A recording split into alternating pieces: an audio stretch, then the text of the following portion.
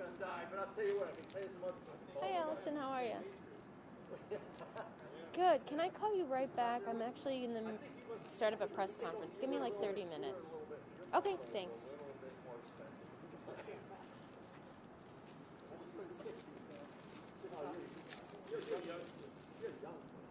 Hold that on for me, please. Thank you. And you got to be done because you were an intern. I thought we were about the same. Because when I got to DAL, I had worked in small and different markets. Because to get into like sort of East market, you had to work in a couple markets. You just couldn't walk in. I had a real thing, you know.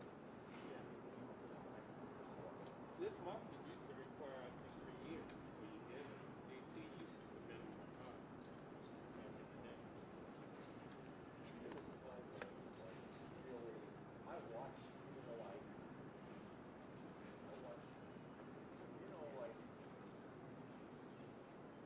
remember like Mark Leon, Sure. John, Big, and a number of people. It was just, Yeah.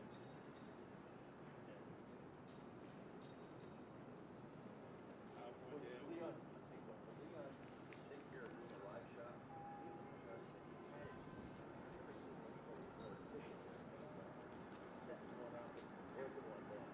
Yeah. And then he worked the morning show for the last, it was like 7 years. Yeah. I mean, he could really, I tell you what, my son and I were switching to Sunday before. Really? And we got a chance to have a nice conversation with him and all that. And he was in the hospital or something. He caught me off guard. Yeah, it didn't even sound right. It sounds so real. And you know, when I sort of figure 11 occasionally, during the we'd like to go someplace after that before that show. So, I stopped by afterwards this PlayStation. Oh, really? I mean, he had the most, he had something all of it. It was some amazing, throughout the place. It was, oh my gosh, so lovely. John, Have you never believed it? I ain't gonna make it, man. I ain't gonna make it. He was just a funny guy. He kept you laughing. Yeah. We lost. We really had. We really had. His was so tragic. Yeah. No, I think once in a while, past that area, driving south. I seldom think about it anymore. It wasn't time I always did. Yeah, I don't think about it every time. It's great when I drive by there. I'm saying. But it took me a minute to get past that.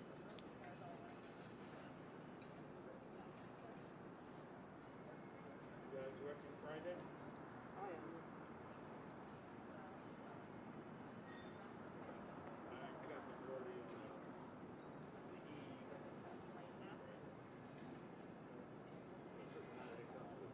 You know, you remember Burger? Yeah. We used to like get Christmas week off or whatever. So we didn't get to go up and have a cast or do it. Burger, JR.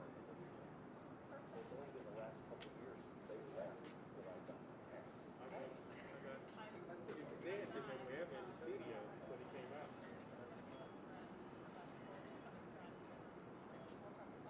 Hello. Yes, sir.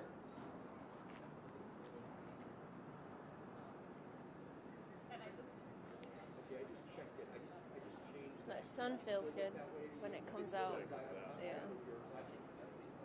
Yeah, look, I literally busy day for my role. But look at it. I trust your eyes. Okay, I appreciate it. I always appreciate that call. Thank you.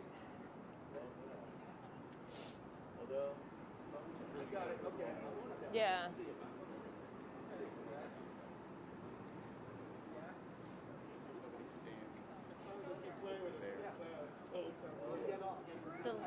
we did this, the mic for the Brandon press conferences wasn't working at first. Somebody stood in between Patrick and I was like panicked. And I was like, I don't know what to do.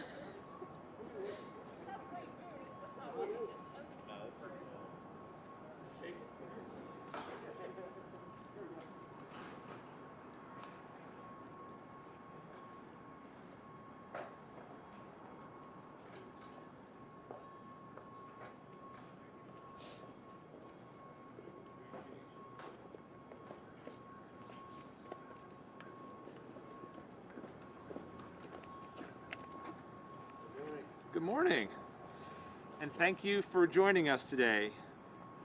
I'm joined by our Deputy County Administrator, Drew Vetter, who will be available for questions at the end today as well. It has been more than 9 months since our world was turned upside down with the onset of the COVID-19 pandemic. Many of us haven't seen our loved ones in person since. Our kids haven't set foot in a Baltimore County public school classroom since March. In that time, 35,000 of our residents have tested positive for COVID-19, and more than 800 of our neighbors have lost their life to this virus. That's 800 grieving families, 800 dining tables without someone there, with an empty chair, 800 valued, treasured members of our communities gone forever. This virus is real and is dangerous. Recently, a friend battling COVID said the following: "I have never felt so weak and vulnerable." Indeed, COVID has exposed many of our weaknesses and vulnerabilities. These vulnerabilities, unfortunately, extend far beyond health impacts. We know, for example, that nearly 200,000 Baltimore County residents have filed for unemployment benefits. And so many of our businesses are struggling to survive. Businesses that many people have poured their entire lives into building. That's why we're here today, to focus on additional supports for one of the industries who have been hit hardest by the economic crisis caused by this pandemic. But first, I want to remind our residents that now is not the time to let our guard down amid the public health crisis we face. While many key metrics in Baltimore County have been relatively flat in the last couple of weeks and have even slightly declined in the prior few days, the virus is still surging to record levels in other parts of the world, other parts of the country, and even in other parts of our state. And while the arrival of a vaccine brings the hope for our future, we must also recognize that it will be months before most of us will receive it. So it's up to us. The personal decisions we make until that time will matter more than ever before. In just a few days, we'll celebrate a Christmas and a New Year's like never before. I know we are all tired, and we want nothing more than to celebrate these holidays like we always do, surrounded by our family and friends. We're ready for a return to normalcy. We're ready to put this horrific year behind us, but we have to hold strong for just a little longer. We can't let our guard down now. This holiday season, it's more important than ever for us all to do the right thing. We need to send holiday greetings from afar rather than in person. We need to keep limits to our own households. We need to do whatever we can to keep our loved ones safe so that we can come back together next year. We need to wear masks. Wear a mask when you shop at a local retail establishment that's been hit hard.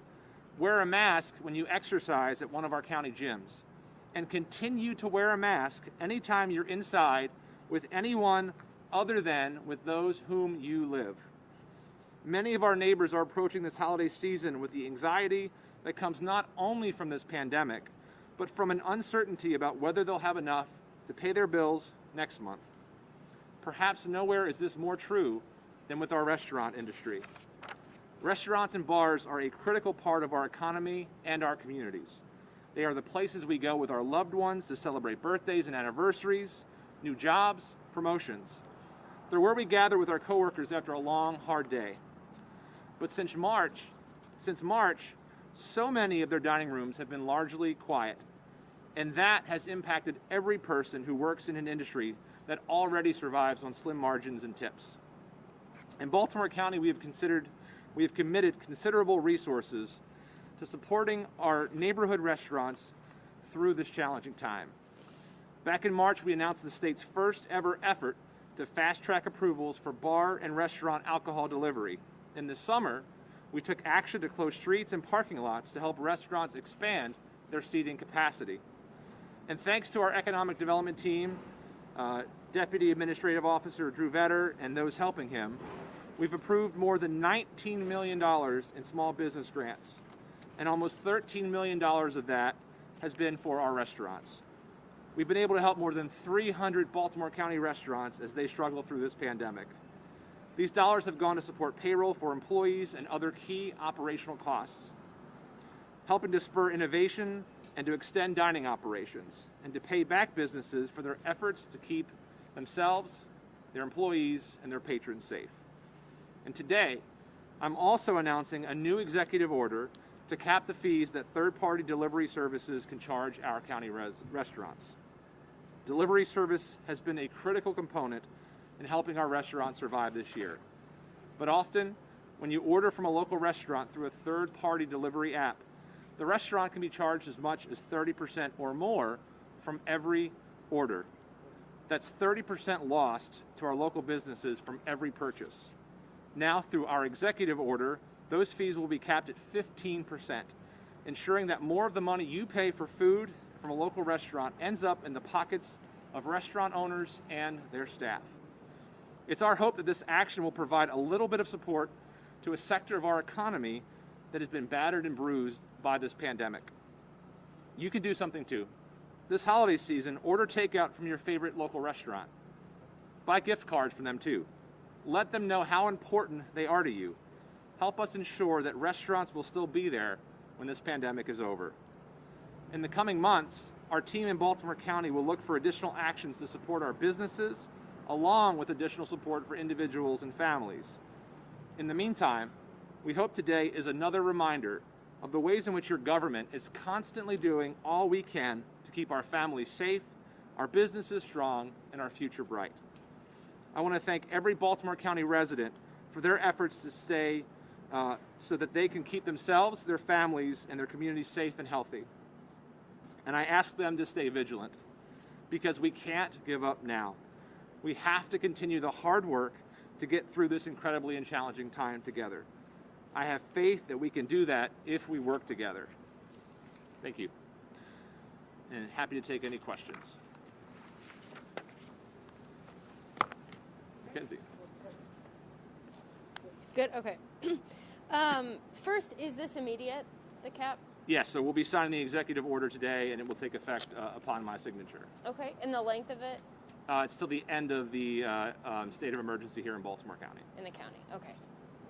And then I also wanted to ask you about just the decision-making process behind all of this. Yesterday we heard a lot about how the science is the science, and people are looking at the science and they're hearing from public health experts. Mm-hmm. We're seeing similar metrics in some regions, but different approaches to the restrictions. Can you talk about the decision-making process and what factors you look at to roll out some of these restrictions, especially when it comes to restaurants? Yeah, so we have nearly daily reviews with our Baltimore County stat team, our BC stat team, which has also been converted to a COVID stat team. We track everything from 7-day positivity percentages to cases per 100,000 residents. We also closely look at and speak with our hospital executives to look at hospitalizations, ICUs, ventilator usage, acuity. And, as I said, for Baltimore County, we've seen in recent weeks our numbers have been relatively flat.